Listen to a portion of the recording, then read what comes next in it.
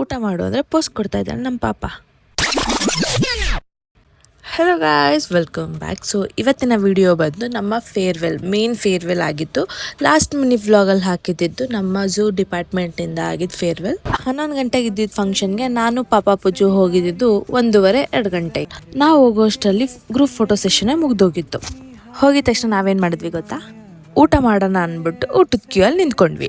ಕ್ಯೂನೆಲ್ಲ ನಿಂತ್ಕೊಂಡು ಒಂದೆರಡು ಡ್ಯಾನ್ಸ್ ಪ್ರೋಗ್ರಾಮ್ಗಳನ್ನ ಸಹ ನೋಡಿದ್ವಿ. ಸ್ಟೇಜ್ ಮೇಲೆ ಇರೋರು ಅದನ್ನ ಎಂಜಾಯ್ ಮಾಡ್ತಾರೋ ಅಲ್ವೋ, ಬಟ್ ಇಲ್ಲಿ ಸಾಂಗಿಗೆ ಮಾತ್ರ ಕ್ಯೂ ಅಲ್ಲಿ ನಿಂತ್ಕೊಂಡೆ ನಾವುಗಳು ಡ್ಯಾನ್ಸ್ ಆಡ್ತಾ ಇದ್ವಿ. ಅದಾದ್ಮೇಲೆ ಸಡನ್ ಆಗಿ ಬಂದು ಗಿಫ್ಟ್ಸ್ಗಳು ಕಲೆಕ್ಟ್ ಮಾಡ್ಕೊಳ್ಳಿ ಅಂತ ನಮಗೆ ಮೆಸೇಜ್ ಹಾಕಿದ್ರು. ಈ ಕಡೆ ಊಟ ಕ್ಯೂ ಅಲ್ಲಿ ಇದ್ವಿ, ಆ ಕಡೆ ಗಿಫ್ಟ್ಸ್. ಸೊ ನಾವೇನ್ ಮಾಡಿದ್ವಿ, ಪೂಜನ ಕ್ಯೂ ಅಲ್ಲಿ ನಿಲ್ಸ್ಬಿಟ್ಟು ನಾನು ಪಾಪ ಇಬ್ರು ಗಿಫ್ಟ್ಸ್ ಕಲೆಕ್ಟ್ ಮಾಡ್ಕೊಂಬರೋಣ ಅಂತ ಹೋದ್ವಿ. ಯಾವಾಗಲೂ ದೊಡ್ಡ ದೊಡ್ಡ ಬ್ಯಾಗ್ಗಳನ್ನ ಕ್ಯಾರಿ ಮಾಡೋ ನಾವು ಅವತ್ತೇನೆ ಬ್ಯಾಗ್ಗಳು ತೊಗೊಂಡೋಗಿಲ್ಲ. ನಾನೊಂದು ಚಿಕ್ಕದು ಸ್ಲಿಂಗ್ ಬ್ಯಾಗ್ ಥರ ತೊಗೊಂಡೋಗಿದ್ದೆ ಅಷ್ಟೇ.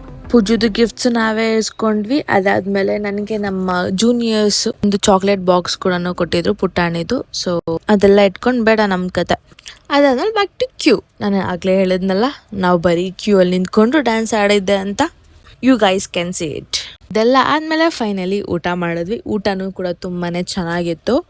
ಊಟ ಮುಗಿಸಿ ನಾವು ಹೋಗಿದ್ದೆ ಸ್ಟೂಡೆಂಟ್ ಲಾಂಚ್ ಕಡೆ. ಯಾಕೆ ಗೊತ್ತಾ, ರೀಲ್ಸ್ ಮಾಡೋದಕ್ಕೆ. ಇವತ್ತು ನಮಗೆ ಜಾಸ್ತಿ ಟೈಮ್ ಇರಲಿಲ್ಲ ರೀಲ್ಸ್ ಮಾಡೋದಕ್ಕೆಲ್ಲ. ಯಾಕಂತಂದರೆ ನಾವು ಬಂದಿದ್ದೆ 1:30-2 ಗಂಟೆಗೆ. ಅದಾದಮೇಲೆ ಊಟ ಮುಗಿಸ್ಕೊಂಡು ಗಿಫ್ಟ್ಸ್ ಕಲೆಕ್ಟ್ ಮಾಡಿಕೊಂಡು ಮಾಡಿದ್ದೆ 1-2-3 ರೀಲ್ಸು ಅಷ್ಟೇ. ಯಾಕಂತಂದರೆ ನಾವು ಫೋಟೋ ಶೂಟ್ ಮಾಡಿಸೋದಕ್ಕೆ ಟೈಮ್ ಆಗೋಯಿತು ಬೆಳಗ್ಗೆ. ರೀಲ್ಸ್ ಎಲ್ಲ ಮಾಡಿ ಮುಗಿಸಾದ್ಮೇಲೆ ನಾವೆಲ್ಲನೂ ಕೆಳಗಡೆ ಬಂದ್ವಿ.